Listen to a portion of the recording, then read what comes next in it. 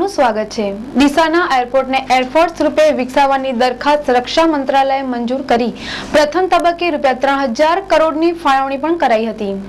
અંગ્રેજોના સમયે કોપ તરીકે ઓળખાતા હાલના ડીસામાં લશ્કરની છાવણી હતી, તેથી અંગ્રેજોએ સવલત માટે અહીં એરપોર્ટ બનાવ્યું હતું।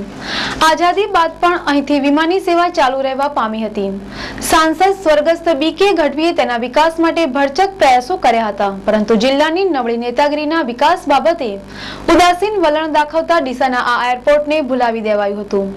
ડીસા સહિત જિલ્લાવાસીઓ અહીંથી વિમાની મુસાફરી સેવા શરૂ થવાનું સ્વપ્ન જોઈ રહ્યા હતા, જે હવે ક્યારેય પૂરી થવાની નથી, પરંતુ હજુ સુધી સ્વપ્ન સાકાર થયું નથી। જોકે હવામાન અનુકૂળ આવતા એરપોર્ટ પર દર વર્ષે પેરાશૂટિંગ જમ્પિંગ યોજાય છે।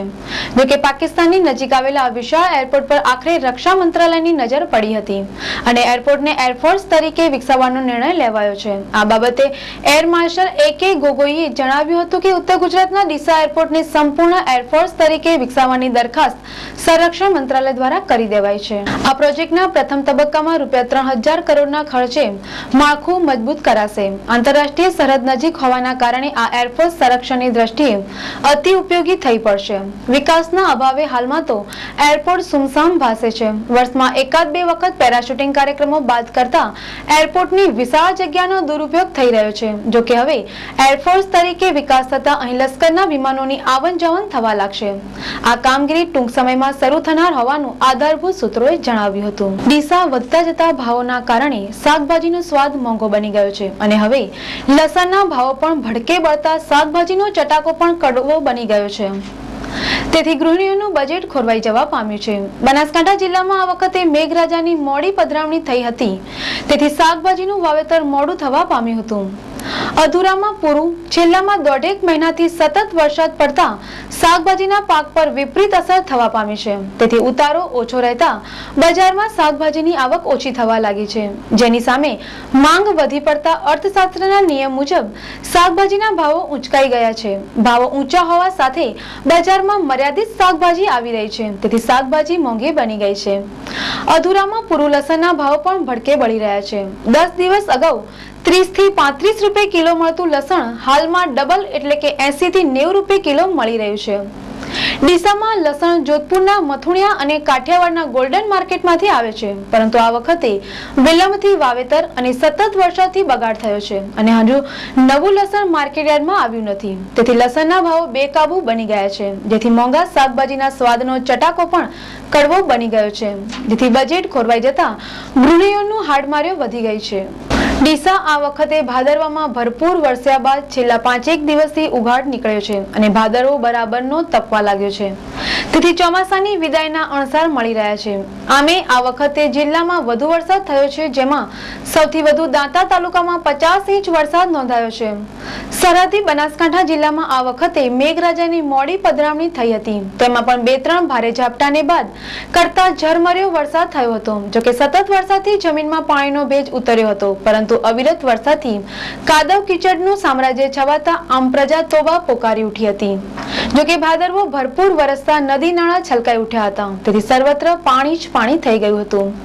ઉપરવાસમાં પણ ભારે વરસાદ થતા મુક્તેશ્વર બાદ દાંતીવાડા ડેમ પણ ઓવરફ્લો થઈ ગયો હતો। ભારે વરસાદના કારણે વર્ષોથી સૂકી બટ પડેલી નદીઓ સજીવન બનીને વહેવા લાગી હતી। ડિઝાસ્ટર મેનેજમેન્ટની કચેરી જિલ્લામાં સૌથી વધુ 50 ઇંચ વરસાદ દાંતા તાલુકામાં, બીજા ક્રમે પાલનપુર તાલુકામાં 46 ઇંચ અને ત્રીજા ક્રમે વડગામ તાલુકામાં 43 ઇંચ વરસાદ નોંધાયો હતો, જ્યારે ધાનેરા તાલુકામાં સૌથી ઓછો 19 ઇંચ વરસાદ નોંધાયો હતો।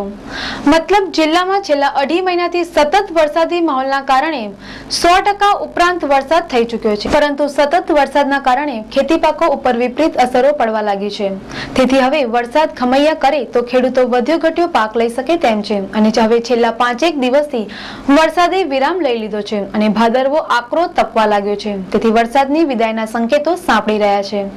આમે હવે નવરાત્રીનું પર્વ નજીકમાં છે, તેથી હવે ભરપૂર વરસી લીધા બાદ હવે મેઘરાજા અલવિદા કરી આવતા વર્ષે ચોમાસામાં વહેલા પધારે તેમ લોકો ઈચ્છી રહ્યા છે। સતત વરસાદના કારણે ચોમાસુ ખેતીમાં નુકસાન થયું છે, પરંતુ ભૂગર્ભ જળ ઉચકાતા શિયાળુ સિઝનમાં નુકસાન સરભર થઈ જાય તેવી પૂરેપૂરી શક્યતા છે। ડીસા ખાતે ભણસારી ટ્રસ્ટ અને ડીસા નગરપાલિકા દ્વારા 2 વર્ષના વિરામ બાદ 18મો નવરાત્રી ગરબા મહોત્સવ વાજતે ગાજતે યોજાશે। આ ગરબા મહોત્સવમાં અનેક આકર્ષણો જોઈ શકાશે. શહેરની SCW હાઈસ્કૂલના નૂતન સ્ટેજ પર નવીન સજાવટ સાથે ખેલૈયાઓને જોવાનો મોકો રખી ચૂકતા ઉત્તર ગુજરાતના અનેક શહેરના ગરબાઓ સહિત ડીસાના ઉત્તમ કક્ષાના ગરબા નગરજનો સમક્ષ રજૂ થશે. ગરબા મહોત્સવ 28 સપ્ટેમ્બરથી પ્રારંભ થશે અને 5 ઓક્ટોબરના રોજ સંપન્ન થશે.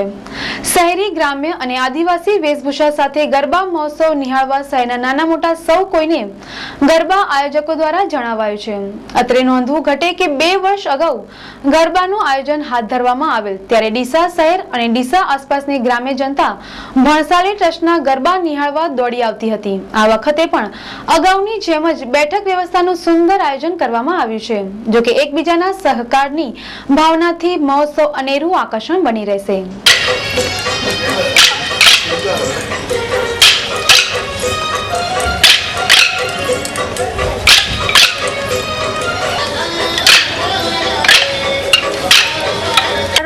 પ્રેક્ટિસ આપવામાં આવે છે. અમને બધા જ વિવિધ પ્રકારના ડાન્સ ને દાંડિયા રાસ અને ગરબા શીખવાડવામાં આવે છે. અમને અહીંયા ગરબા શીખવામાં બહુ જ મજા આવે છે. ટ્રસ્ટ દ્વારા આયોજિત નવરાત્રિ ગરબા મહોત્સવ જે થાય છે એનામાં અહીંયા 18 વર્ષથી હું પ્રેક્ટિસ આપું છું જે ટીમ લીડર તરીકે, બરાબર.